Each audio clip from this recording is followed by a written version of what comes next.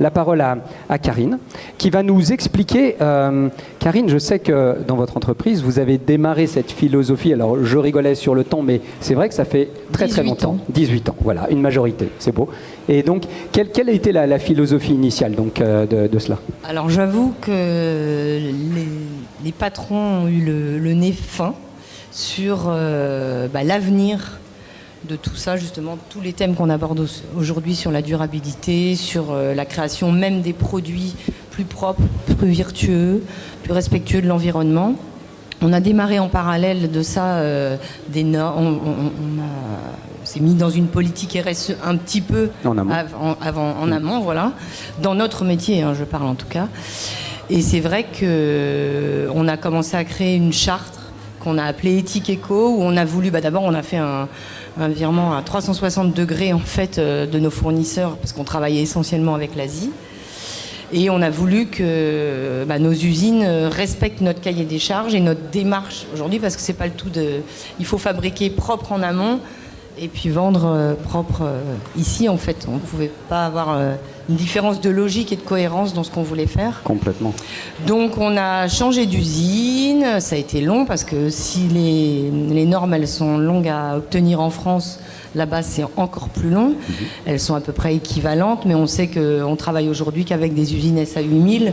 Donc c'est à peu près la qualité des usines Nike, enfin tous les noms que vous connaissez. Alors juste parce que moi j'ai révisé avant, mais pas forcément tout le monde. SA8000, c'est une norme sur la notion sociale d'une entreprise, sociale et même sécuritaire. C'est-à-dire que quand on fait une inspection SA8000 dans une usine, alors je fais que des apartés, ça va durer 3 heures. Non, je ne promets pas trop longtemps, mais je fais des apartés qui sont hyper importantes parce que quand on dit j'audite une usine, ça paraît évident qu'en Chine il faut aller l'auditer. Parce qu'on se dit, bah oui, il y a forcément des enfants qui travaillent, forcément l'électricité ou l'eau, ils la chopent dans la rivière d'à côté, ils rejettent des trucs.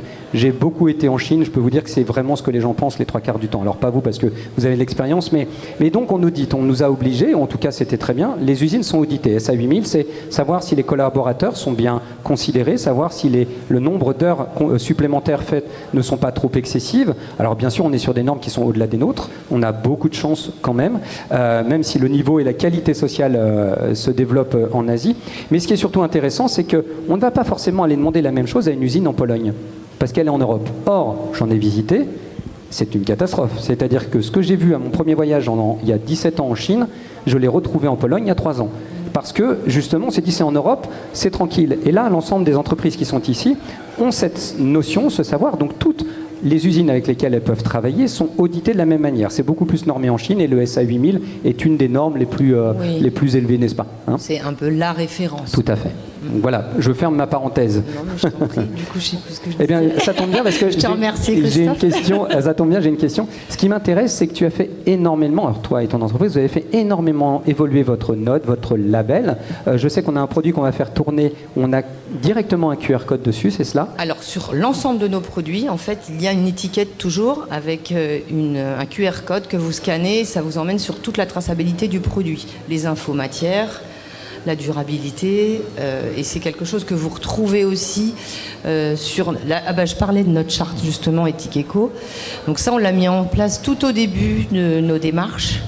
Et en fait, pour montrer justement qu'on entamait des audits qui allaient durer plusieurs années, etc., pour certaines usines en Asie, on a fait un système de notation, en fait, avec une lettre et un chiffre qui correspondent la lettre au produit et le chiffre à l'usine.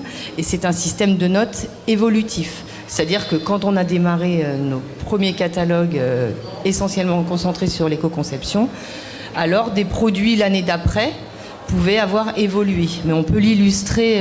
Je vous fais tourner ce magnifique bag. Alors moi j'aime beaucoup parce que le grand sac est dans la petite sacoche qui ensuite, vous aurez compris, vous mettrez la petite sacoche dans le grand sac, d'accord? Alors je te coupe, ça s'appelle un combio. Merci. Donc, c'est un sac 2 en 1 en 100% coton biologique qui est fabriqué en Inde. Et en fait, effectivement, la trousse après peut servir de toilette mais à la base c'est la trousse de rangement. Donc c'est pour ça qu'on appelle ça un 2 en 1. C'est hyper pratique.